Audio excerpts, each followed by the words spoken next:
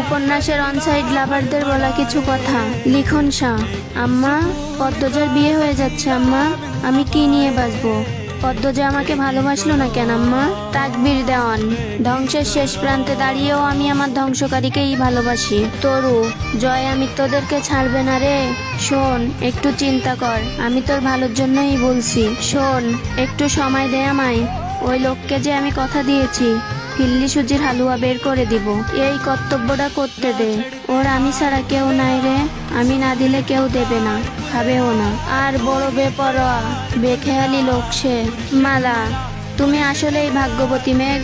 আমি আবির ভাইকে ভালোবাসি আর আবির ভাই তোমাকে ভালোবাসে।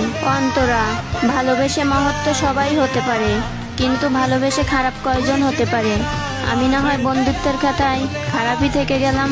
নাসিম, তুমি আর আমি পানির জলে ভেসে আসা খড়কুটোর মতো সামিয়া, যাদের দিকে লোক ফিরেও তাকায় না। তবে তুমি মুক্তি পেয়ে গেলে, আমি পেলাম না।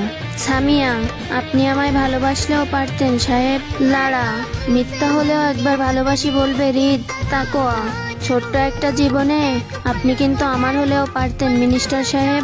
শশী, আমি শূন্য, তুমি পূর্ণ। আমি হারিয়েছি, তুমি পেয়েছো। আজ আমি কাঁদছি, হয়তো একদিন চুপ হয়ে যাব।